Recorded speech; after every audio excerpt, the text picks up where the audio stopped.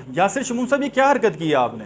मेरा मतलब, मैं समझने से कासर हूं, मुझे नहीं समझ आ रही आपकी कि आपने ये इतना घटिया, इतना गिरा हुआ कंटेंट कैसे बना लिया। यासिर शमून साहब, अब यकीन जाने कि आपके कंटेंट बड़े पसंद किए जाते हैं, आपको बड़ा अप्रिशिएट किया जाता है। बिलखसूस ये अमीर बलाज कत्ल केस में शुरू से लेके आखिर दिन आज तक आप दीगर हमारे सोशल मीडिया हजरात के साथ साथ आपने इस स्पेसिफिक केस के अंदर बड़ी मेहनत की और नाजरीन तक हकाइक पहुंचाने की बड़ी कोशिश और जद्दोजहद की, और उसमें आप कामयाब भी हुए। आपने बहुत से ऐसे हकाइक और बहुत से आपने अपना ज़ाती एनालिसिस लोगों तक पहुंचाया जिस पे लोगों ने बहुत सी राय कायम की और उनको समझ आए कि ये मामला है क्या और किस तरफ जा रहा है। लेकिन आपने ये किया क्या? इतना घटिया कंटेंट बना दिया। यासिर साहब, ज़रूरत क्या थी?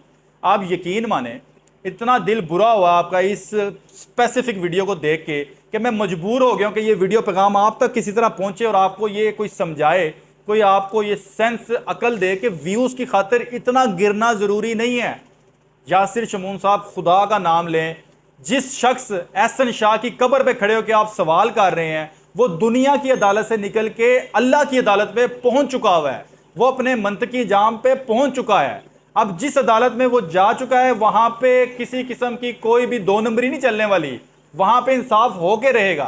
वो मीर जाफर था, नहीं था, मीर सादक था या नहीं था, यार मार था, गद्दार था, अब फैसला हो जाएगा। देर जरूर है, अंधेर नहीं है उसकी अदालत में। जब वो इस दुनिया की अदालत से निकल के एक अल्लाह की अदालत में पहुंच चुका है, तो यासिर शमून साहब, क्या जरूरत पड़ गई है आपको उसकी कब्र पे जाके इस तरह के सवाल करने की?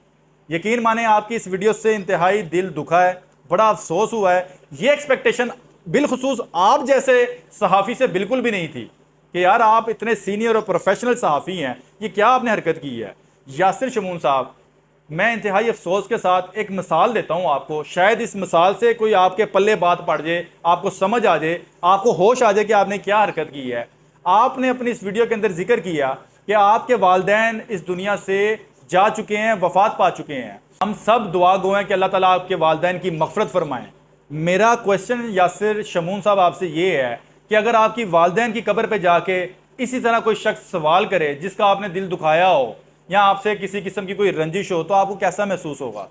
क्या आपकी वालिदैन की कब्र पे जाके ये सवाल पूछा जाए कि ये कैसा शख्स पैदा किया आपने कि जिसकी इतनी सेंसेस काम नहीं कर रही कि किसी मैयत पे जाके वो सवाल कर रहा है? यार यासिर साहब, यासिर शमून साहब, खुदा का नाम लें, हमें आपसे ये एक्सपेक्टेशन नहीं थी। इतना गिरा हुआ, इतना घटिया कंटेंट बनाने की कोई ज़रूरत नहीं है। यकीन जाने, यकीन माने, आपने इस पर्टिकुलर अमीर बलाज केस के अंदर बहुत मेहनत की है, बहुत से हकाइक आपने नाजरीन को बताए हैं। अब आपको इस तरह की घटिया हरकत करने की कोई ज़रूरत नहीं थी। मुझे नहीं समझ आई कि आपको ये डायरेक्शन कौन दे रहा है, या अगर आपने ज़ाती आपका ये खुद का फैसला था, तो यासिर शमून साहब, आपको इसके ऊपर सोचना पड़ेगा कि आपकी सिमत गलत है, आप गलत तरफ जा रहे हैं। आपको ऐसे कंटेंट बनाने की किसी किस्म की कोई ज़रूरत नहीं है। मेरे भाई, आप बहुत अच्छा काम कर रहे हैं और हमारी दुआ है कि अल्लाह ताला आपको कामयाब करें। लेकिन यार, ऐसे कंटेंट बना के खुदारा बस करें। अब वो इस दुनिया से जा चुका हुआ है। अल्लाह ताला ने आपके मेरे कई गुनाहों पे पर्दा रखा हुआ है।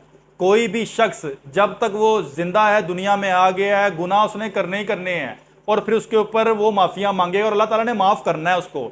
ये अल्लाह का और इंसान का मामला है। अल्लाह ताला ने कई ऐब और बुराइयां आपकी मेरी छुपाई हुई हैं।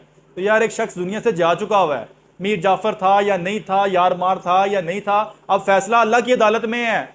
वहां पे कोई तरीके नहीं पढ़नी, वहां पे कोई जज नहीं बिकेगा, वहां पे कोई इन्वेस्टिगेशन एजेंसीज अपना रोल मशकूक नहीं करेंगी, वहां पे फैसला होके रहेगा। ऐसे कंटेंट बना के आप लोग के जो जज्बात मजरू कर रहे हैं, बाज आ जाएं। इस तरह मत करें यासिर साहब, आप एक प्रोफेशनल सहाफ़ी हैं, सीनियर हैं, आपसे ये एक्सपेक्टेशन नहीं है। अभी भी मैं आपसे गुजारिश करता हूँ, ठीक है, इंसान है, गलती कर देता है, व्यूज़ की खातिर शायद आपको समझ नहीं आई, आपसे ये मिस्टेक हो गई है, तो मुझ जैसे भाइयों का काम है कि आपको समझाएं। मैंने जो मिसाल दी, मैं माफ़ी चाहता हूँ अगर आपका दिल बुरा हुआ हो, लेकिन मैं मजबूर हो गया हूँ कि शायद इस मिसाल से आपको समझ आ जाए कि अगर आपके वालिदैन की कब्र पर जाके कोई सवाल करे तो आपको कैसा लगेगा। तो शायद इस मिसाल से आपको कोई होश आए। अगर आपको होश आ गई है तो आप माफ़ी मांगें और बस करें, ऐसा कंटेंट मत बनाएं। कोई ज़रूरत नहीं इस तरह के कंटेंट बनाने की। यकीन माने, आप इससे अच्छे और इससे बेहतर कंटेंट बनाने की सलाहियत रखते हैं और आप बनाते हैं। हमें एक्सपेक्टेशन है आपसे कि आप अच्छा काम करेंगे। इस तरह की भोंडी हरकत करने का क्या फ़ायदा यार। एक शख्स दुनिया में नहीं है, वो जा चुका हुआ है, क्यों लोगों के जज्बात मजरूह कर रहे हैं आप? क्यों अपनी ज़ाती इंसानियत की तजलील कर रहे हैं आप? आपसे ये तवक्को नहीं है यासिर शमून साहब, खुदारा इस एक्ट को दोबारा से सोचें और माफ़ी मांगें। आप ये किस किस्म के सवालात एक मैयत के ऊपर कैसे कर सकते हैं यार? बस करें। आपसे गुजारिश ये है कि आप सोशल मीडिया पे आके इस एक्ट के ऊपर अपॉलॉजी करें, ताकि बाकी लोगों को भी ये पैगाम और मैसेज जाए कि यार कंटेंट बनाने के वक्त हमें बाउंड्री सेट करनी पड़ेगी, हमें लिमिटेशन और बाउंड्रीज क्रॉस नहीं करनी। हमें एक बाउंड्री सेट करके एक लिमिटेशन बना के उसके दायरे में काम करना है। कंटेंट्स के खातिर, व्यूज़ की खातिर इतना गिर नहीं जाना कि हम इंसानियत की तजलील कर दें। खुदारा इस एक्ट के ऊपर सोचें और कौन से माफ़ी मांगें। शुक्रिया।